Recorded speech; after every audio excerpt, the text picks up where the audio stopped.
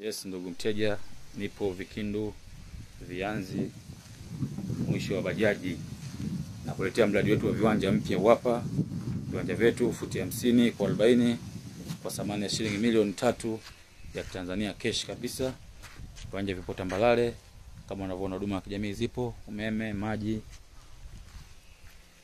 Sehemu imejengeka kabisa kwa thamani ya shilingi milioni 3 ya Tanzania. Tunaanza kupokea shilingi milioni 2, milioni 1 labakia baada ya miezi miwili tutakuwa umemalizia. Viwanja vyetu tunaviona matenki la maji ili hapo mbele, maji yapo pia, na kila viwanja vyote kupitishwa mradi wa maji na mabomba utayaona maji yanatoka kabisa bila wasiwasi. Viwanja vyetu ni hivi hapo kama unavyoviona, vizunguka na majumba kama yote kabisa. Matenki ya maji hayapo, unaona, na maji yetu haya hapa, maji haya hapa yanatoka kabisa, na kila kama unavyoona maji yanamwagika kabisa. Na viwanja ni hivi hapo. Kuna mitaa kama mtaa hapa, mtaa wa Mbezi Street. Huu ni mtaa wa Mbezi, kama unaona Mbezi Street.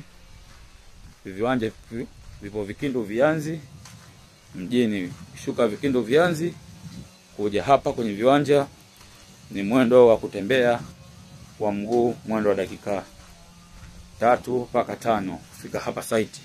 Kama unavyoona umeme, maji, huduma za kijamii zipo, na yote ni mitaa, na kila mitaa na majina. Kama unavyoona mazingira ni kubwa kabisa, liko tambalale kabisa, majumba kama yote, watu wamejenga vizuri, mazingira safi kabisa. Mtaa mwingine mazingira mazuri, watu wamejenga majumba kama yote, kama unavyoona mazingira kabisa, mazingira mazuri.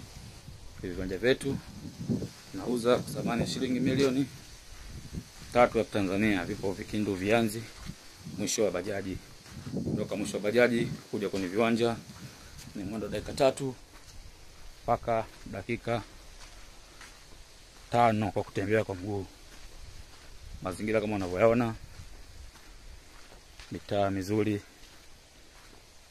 na kila mtaa una maji, yaani kila kiwanja kina maji. Ardhi yake ya mchanga kama unavyoona kipindi cha mvua, lakini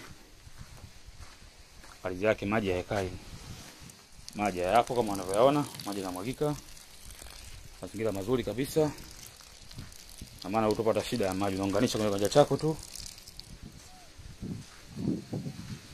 Majumba kama yote tumewauzia na tayari tunaanza kujenga.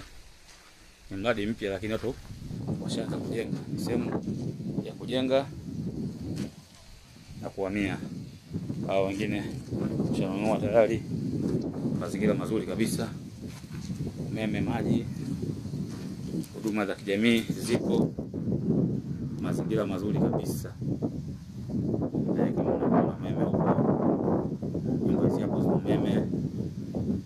Mazingira safi kabisa kama mnavyoona.